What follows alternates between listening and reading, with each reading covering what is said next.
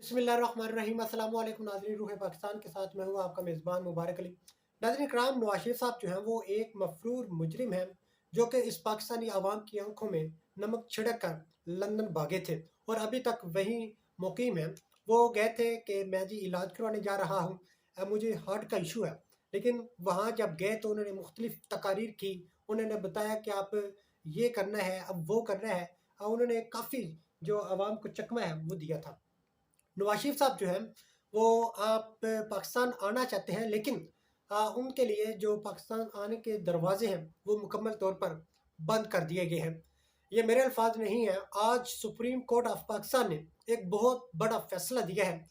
Supreme court of Pakistan ने review and judgement act को कल अदब करार दे दिया है।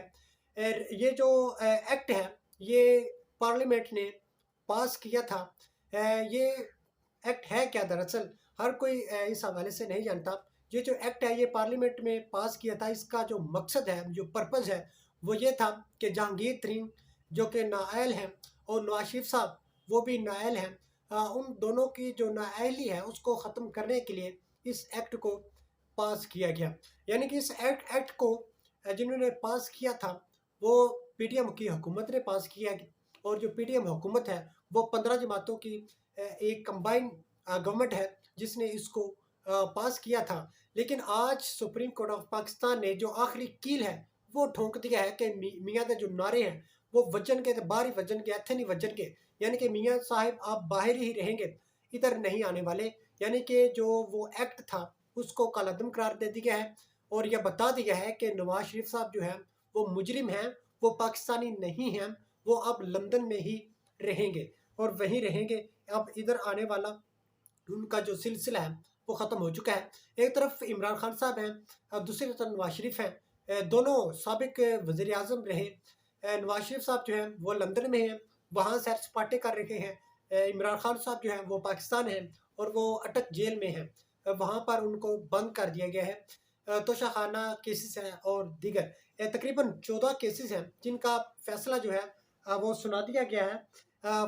जिस तरह मैंने पिछले व्लॉग में आपको बताया था कि जो राना सनाउल्लाह साहब हैं उन्होंने कहा था कि खान साहब जो हैं अगर उनकी ज़मानत हो जाती है, यानी कि ये तोशाखाना जो केस है, तो उनके लिए हमने प्लान बी जो है वो तैयार कर रखा है। अगर वो वहाँ से नहीं मिलती है, प्लान बी के तहत उसकी फिर गिरफ्तारी हो जाएगी। यानी कि आए दाएं बाएं के वो अब नहीं रहेंगे। अब वो उनकी जो ज़िंदगी जितनी रह चुकी है, जितनी बाकी है, वो अब जेल में ही कटेगी।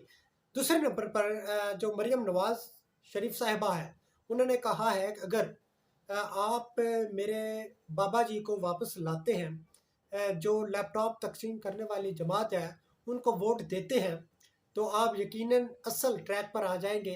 जो पाकिस्तान जिस तरह की तरक्की करना चाहता है उस ट्रैक पर हम दोबारा ले आएंगे। पाकिस्तान तरक्की करेगा, हम आपको लैपटॉप देंगे। मरीम नवाज शरीफ साहिबा, अब अपने माइंड से ये जो कंसेप्ट है ये ख़त्म कर दें, क्योंकि जो आखिरी कील था वो ठोक दिया गया है।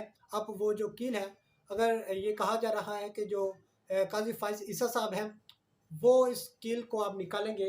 लेट्स सी कि वो अब इस कील को मज़ीद मजबूत ठोंक देते हैं, अगर थोड़ी बहुत गुंजाइश है, या फिर वो रिलीफ देते हैं या नहीं देते, ये इन फ्यूचर देखते हैं। लेकिन इस तरह की खबरें जो हैं गर्दिश कर रही हैं कि जो खान साहब हैं वो दूसरा सॉरी अटक जेल में है।